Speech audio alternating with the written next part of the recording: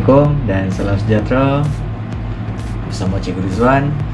Hari ini kita nak belajar pendidikan jasmani dan kesihatan dalam bidang kecergasan tentang topik komposisi badan. Jadi komposisi badan ni kita nak buat apa? Kita nak tahu macam mana cara untuk mengukur BMI. Jadi apa itu BMI? Jom belajar bersama Cikgu Rizwan. Baik, hari ini kita akan belajar pendidikan jasmani dan kesihatan dalam bidang kecergasan dalam tajuk komposisi badan, iaitu pengukuran BMI. Untuk komposisi badan, kita ada satu pengukuran iaitu BMI untuk menentukan berat badan kita ideal atau tidak. Jadi indeks jisim badan ataupun body mass index BMI adalah satu teknik pengukuran komposisi badan dengan menggunakan berat dan tinggi. Formula untuk pengukuran BMI, formula dia seperti yang ditunjukkan di dalam skrin, iaitu menggunakan berat dan juga tinggi, iaitu berat dalam unit kilogram dibahagikan dengan tinggi dalam unit meter darab dengan tinggi dalam unit meter. Baik, seterusnya sebelum membuat pengiraan BMI, kita perlu tahu cara untuk mengukur tinggi. Baik, yang pertama untuk mengukur tinggi, setiap murid perlu berdiri tegak, tangan diluruskan di sisi badan. Kemudian tumit dan kaki, kepala, belakang bahu dan pinggul menyentuh rod pengukuran atau dinding. Jadi badan perlu dirapatkan ke dinding lah sebaik-baiknya. Dan mata perlu pandang ke hadapan.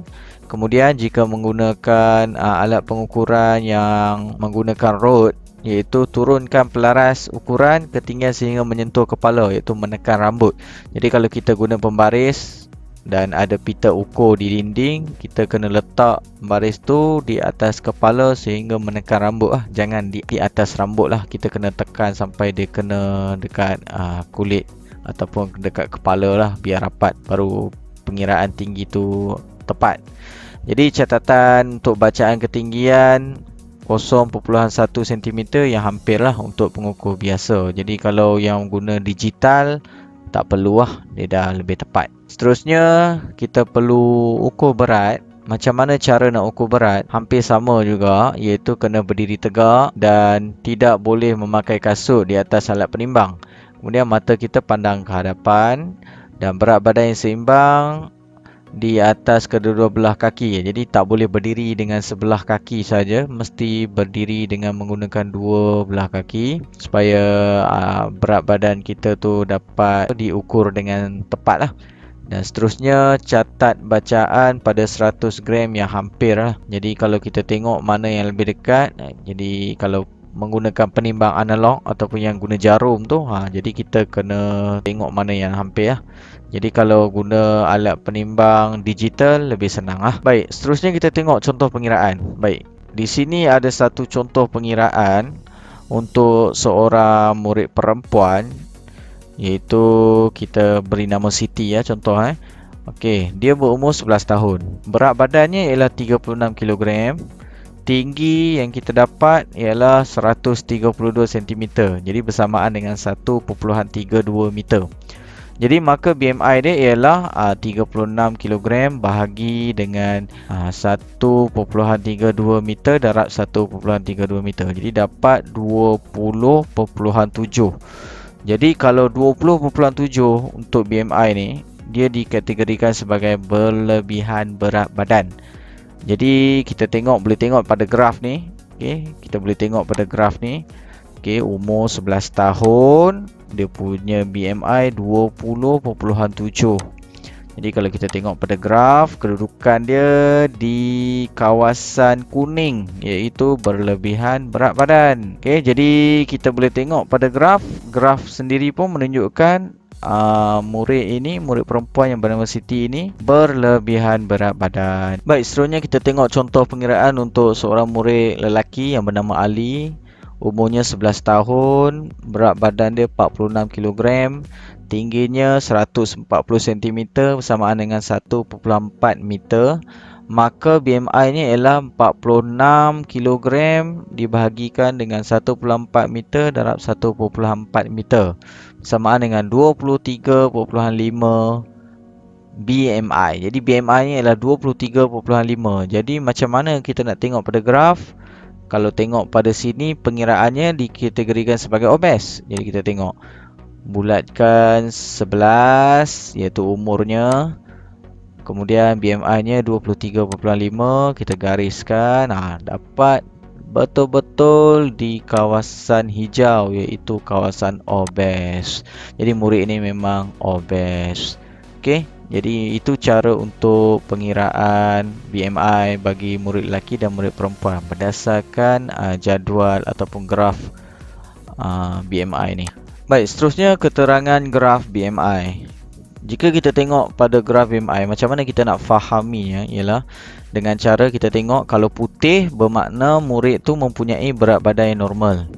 Okey, sesuai dengan ketinggian dia dan pembesaran dia. Kalau murid tu dia punya bacaan BMI dia jatuh di kawasan berwarna kuning, jadi kuning ni bermaksud murid tu mempunyai risiko untuk mengalami masalah berat badan berlebihan. Manakala kalau murid tu dapat bacaan BMI-nya di kawasan merah, merah bermaksud murid tu mempunyai masalah kekurangan berat badan. Dan jika murid tu mendapat bacaan BMI di kawasan hijau, bermaksud murid tu mempunyai masalah obesiti. Baik, penting ke kita tahu BMI kita sendiri? Sebenarnya sangat-sangat penting kita tahu BMI kita sendiri. Kerana apa? Kerana Malaysia ni merupakan negara kedua tertinggi. Okey, bagi kanak-kanak. Sebab apa? Sebab kanak-kanak di Asia Tenggara di Malaysia merupakan kedua tertinggi yang mengalami obesiti. Okey, jadi kita nombor 2 lah kalau nak dibandingkan dengan Brunei. Okey, di mana Brunei negara nombor 1 di Asia Tenggara yang mana kanak-kanaknya mengalami masalah overweight ataupun obesity ni.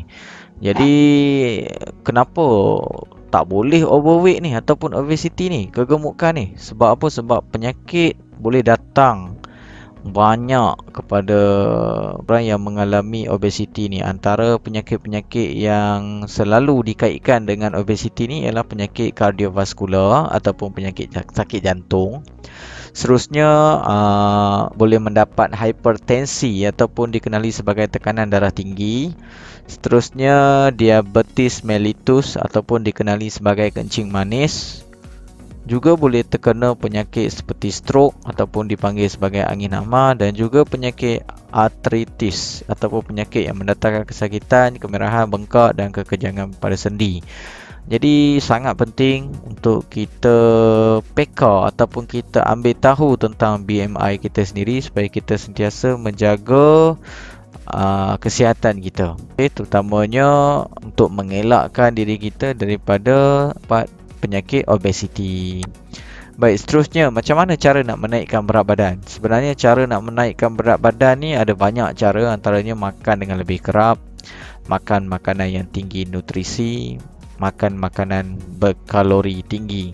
Seterusnya kita kena pilih waktu yang terbaik untuk minum. Okay. Kemudian orang yang kurang berat badan ni juga dia kena banyak bersukan dan bersenam. Baik, seterusnya cara-cara untuk menurunkan berat badan. Cara-cara untuk menurunkan berat badan adalah sangat susah sebenarnya, tapi kita boleh ikut dengan disiplin. Contoh-contoh ataupun cadangan-cadangan yang diberikan. Contohnya, mulakan hari dengan jus lemon, kurangkan pengambilan karbohidrat, makan pisang di pagi hari, kurangkan pengambilan makanan ringan. Jangan lambat bersarapan, makan mengikut waktu dan amalkan diet seimbang.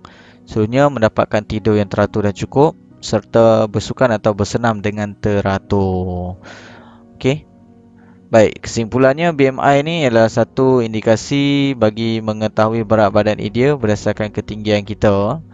Jadi ia juga boleh membolehkan kita mengetahui tahap kesihatan dan membantu kita mencapai sasaran, terutamanya dalam menetapkan diet harian. Okey, tapi yang kita kena ingat ialah BMI bukannya satu-satu cara untuk mendapatkan kepastian berkenaan risiko kesihatan sebenar kita. Maka jika kita ada masalah kesihatan, jangan teragak-agak untuk berjumpa dengan doktor bagi membincangkan halnya. Jadi apa yang kita belajar hari ini ialah berkaitan dengan BMI.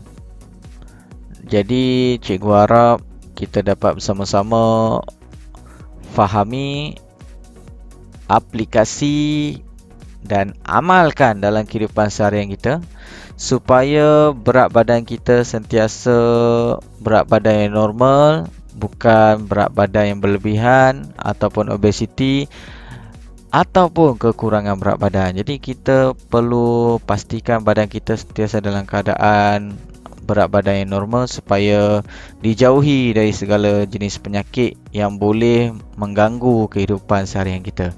Jadi itu saja untuk kali ini. Cikgu harap kita dapat manfaat daripada pembelajaran pada hari ini.